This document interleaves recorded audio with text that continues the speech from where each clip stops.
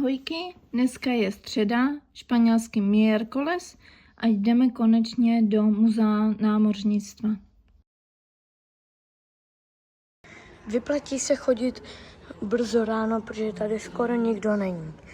Tady potom máme vystavené nějaké lodě, třeba tady Republika nebo Marina del Carmen. No dobrý, neřekl jsem to, no to je jedno. Každopádně, tady potom máme celou expozici v podstatě jenom z kontejnerů. Takže si pojďme teďka projít. Takže tady máme takové dva velké modely lodí. Ukážu ještě tady tento druhý. Tady vidíte, že tato loď byla bitevní, protože dívejte se, kolik má na sobě děl. Vidíte, že ty modely jsou prostě i jako strašně detailní, takže jako to se mi na tom strašně líbí. Tady potom máme další modely, tady je třeba model moderní bitevní lodě, model ponorky, další bitevní lodě. Tady máme i obraz bitvy na moři. Tady je asi jméno autora, nejsem si jistý. A vlastně je toto muzeum, co to je? Prostě jak to dává kontejnery na lodě. Mimochodem tady by měla být asi loď, nevím. Tady máme pak moderní kontejnerovou loď. Jo, tady vidíte, že se to dává i do podpalubí. Takže jako vleze se tady toho opravdu hodně. Tady vidíte tu malou lodičku a ta je třeba tak jako zhruba pro tak asi 8 lidí, takže vidíte, že to je opravdu gigantické ta loď, jo. Tady poté máme další lodě, tady je třeba loď na převoz uhlí, jo. Takže vidíte, že i vlastně kontejnerové lodě existovaly i kdysi. Takže tady vlastně vidíme záď té lodi, jo. Vidíte, že vlastně je celá obložená zlatem, protože si myslím, že toto je starší loď a v té době se ještě nepozlacovalo, takže tady ji můžete vidět jako v celé své kráse, jo. Tady vlastně můžete vidět ještě, jak kdyby tu loď zevnitř. Tady vidíte, že to nebyla úplně levná loď. A když se tady potom podíváte, tak vlastně vidíte tu druhou část lodi, tu přední. A tady vlastně vidíte příď té lodě. Vlastně my jsme byli jakože tam úplně vzadu. A teď vidíte příď té lodě. A tady je vlastně model celé té lodě, kdyby měla jako jet někam. Takže tady si můžete prohlédnout i celý model této lodě. Takže dále tady máme udělané takové pobřeží a moře. A je to velice krásné, velice propracované detaily, musím říct. Takže jako je to opravdu krásné. To byla ta loď, kterou jsme viděli tam před chvilkou. Tak procházíme další částí muzea. Zde je i velký model rybářské lodě, kde se dá nakouknout, podívat se na loď zblízka, je krásně zrestaurovaná.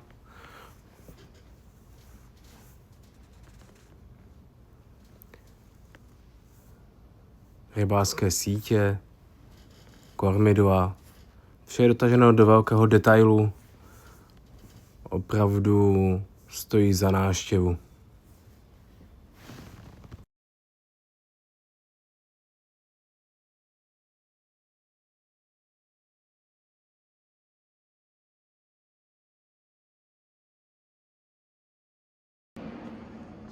Zde máme model, jak se vlastně loď přenášela ze suchého doku na vodu.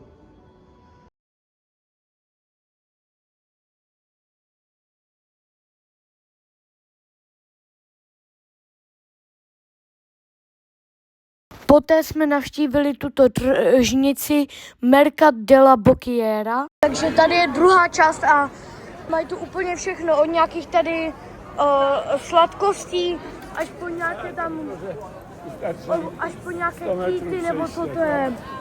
Mají zde opravdu všechno. Mají tady i zmrzliny, takže jako mají fakt všechno. Tady pak nějaké datle, tady vidím, myslím si, že dračí ovoce,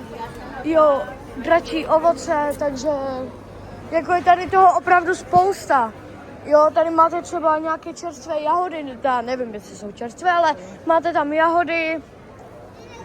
Potom tady, když si to projdeme dál, tak vidíte, že tady je jedna ulička, tam je další ulička, takže tady je toho opravdu spousta. Tady vidíte, že tu mají i třeba ústřice, jo, nebo něco to, nevím, co je upřímně teďka, ale mají tu i třeba tady toto, jo, jestli to má někdo rád, nevím. Pak tady mají třeba i lososa a další takové ryby, spousta ryb. Tady je třeba úplně jako rybí trh. Tady mají prostě od nějakých raků, humrů, přes krevety, až po nějakou kresku nebo něco takového. Tam vzadu jsou zase ústřice. Takže jako tady toho je fakt jako spousta. Takže tady potom máme i různé bagety, maso, nějaké uzeniny. Takže tady toho je opravdu spousta. I dívejte se, celý stánek jenom se zeleninou prostě. Celý stánek pouze jenom pro zeleninu. Tady máme poté nějaké sýry. Tady to vypadá na něco smaženého. Takže jako je tady toho opravdu spousta. Další, tady třeba máme pak něco sladkého, takže nějakou tady cukrárnu nebo pekárnu nebo něco takového. Všechno tady máme třeba sladké, takže opravdu tady je všechno. Od nějakých ryb přes sladké až po nějaké uzeniny nebo čerstvou zeleninu. Tady máme pak nějaké jahody, mango, papája, kokos. Takže tady najdete opravdu všechno, pokud to je samozřejmě jídlo. Jako pokud něco hledáte k jídlu, tak tady si určitě vyberete. Pak tady třeba jsem zahlédl, jo, mají tady prostě normální mušle. Samozřejmě další ústřice, všude jsou ústřice. A tady máme třeba jako jenom ze sladkým. Prostě můžete tady najít opravdu všechno.